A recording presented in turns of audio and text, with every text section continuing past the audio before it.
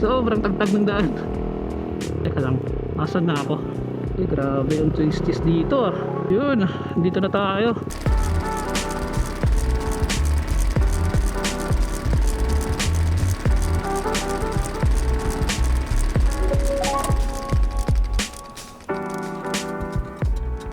What is up guys? Matt on Retro here.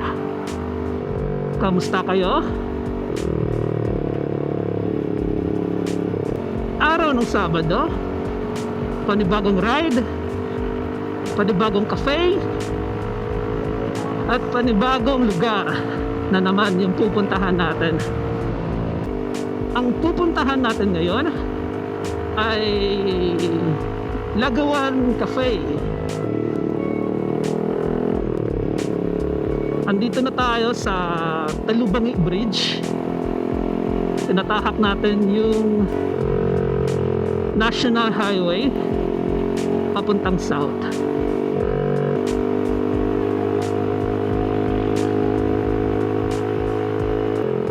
Nasa Dangkalan lang yung pupuntahan natin, kaya medyo malapit lang. Actually sa Google Map mga around 30 minutes lang siya.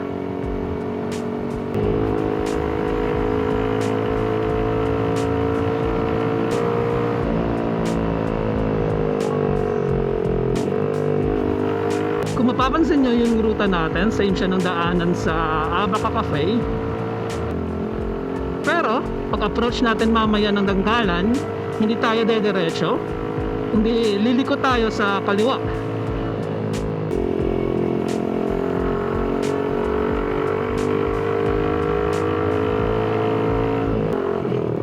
We are approaching Barangay Dangkalan. Dito na tayo sa Dangkalan. Yung padiretso papuntang Abaca Cafe yun. Liliko tayo dito sa kaliwa.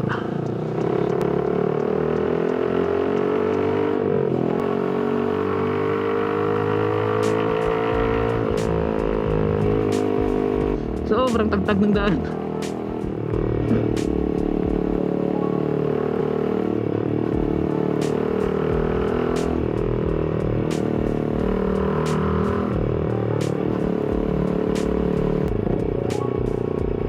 Oops, madaming kino-construct.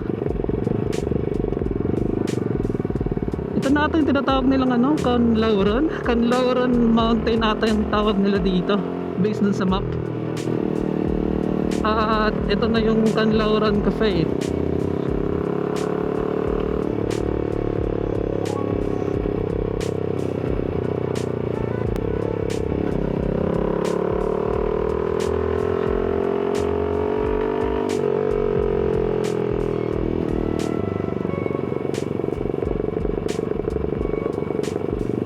Alalay lang. Teka lang, asan na ako? Naging aral sa atin yung previous ride natin. Pag nagre-rely kayo sa Google Map, i-scout nyo talaga yung daan. Meron naman tayong street view sa Google Map, medyo makakatulong rin yun, although minsan hindi siya updated. Isang lesson rin sa akin ay magdala ng tubig, kasi habang pauwi na kami papunta ng Agisan, grabe, parang sumakit yung ulo ko. Nakulangan ata ako ng tubig. Kaya lesson na sa atin ngayon na magdala ng tubig. Grabe yung twisties dito ah.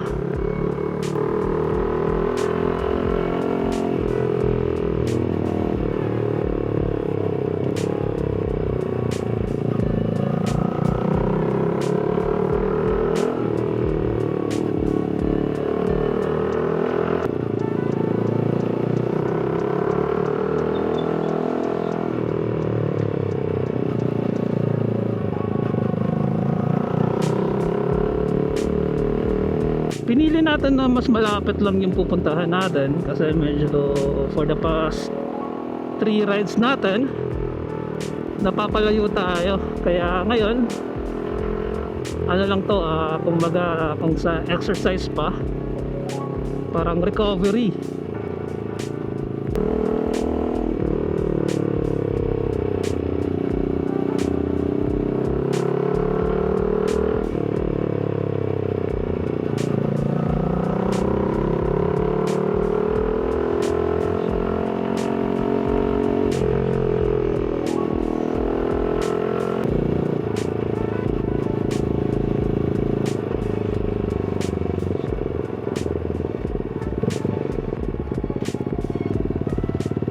Yun, dito na tayo.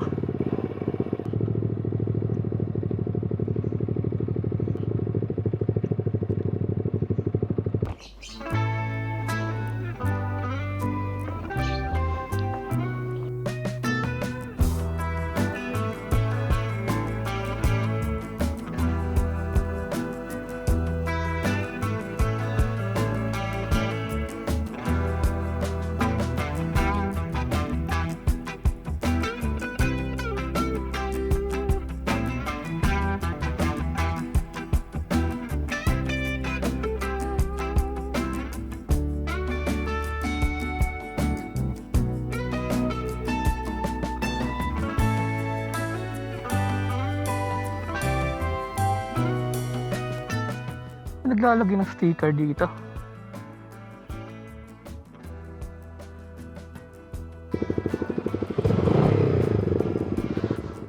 Let's go.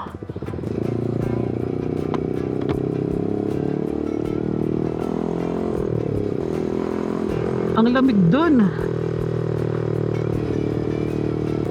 Sabi ni ma'am, hindi raw ganun kadami pag umaga. Pero pag hapon, madami raw nagkakape doon. Tinanong ko rin si ma'am kung ano yung totoong location ng cafe nila.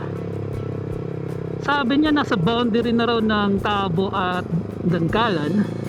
Pero mas ginagamit raw nila yung Dangkalan. Yung pangalan ng lugar doon ay 113, meaning 113. Kilometer 113, Barangay Dangkalan, sakop ng municipality ng Ilog. Sa mga gustong pumunta doon, as always, ilalagay ko lang yung Google Map link sa video description natin sa baba.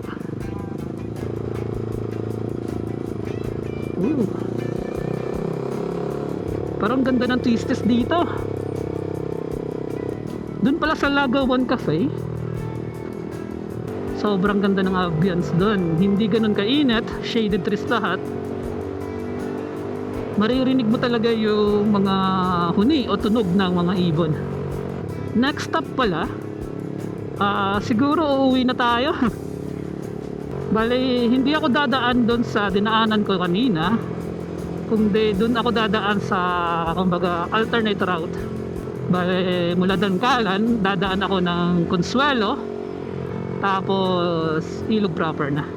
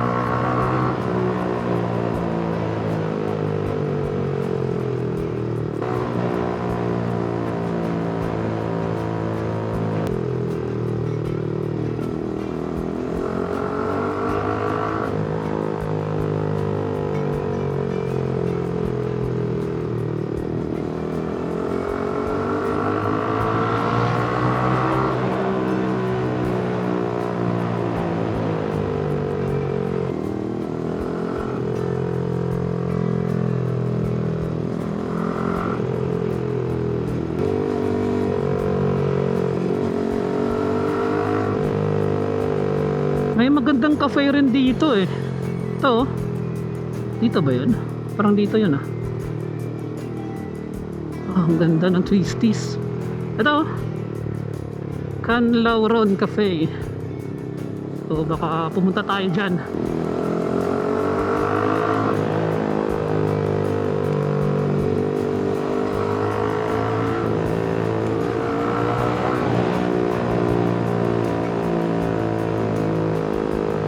Yan, dito na tayo sa Dangkalan proper. Liko lang tayo sa kanan. Balik na tayo. Napakainit ngayon. Kamusta kayo dyan guys? Inom-inom kayo ng tubig ha? Medyo mataas yung heat index natin ngayon. Kaya inom-inom kayo ng tubig. Bawal ma-dehydrate. Dito yung alternate route papuntang Ilog. Pag may time na sira yung daan dun sa Talubangi Bridge, dito nagre-reroute yung mga sasakyan na galing sa south na gusto pumunta sa Kabankalan o sa Bacolod. Medyo ingat lang kayo dito kasi sira-sira yung daan dito eh.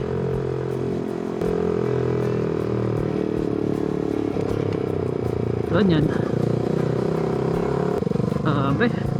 Sirang-sira yung daan dito.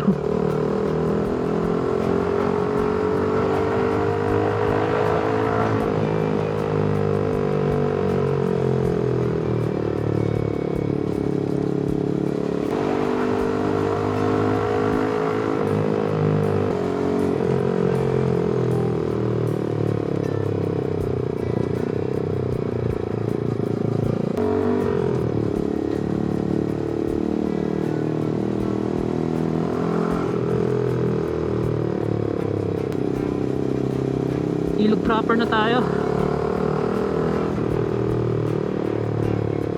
Diretso tayo ng 7-Eleven.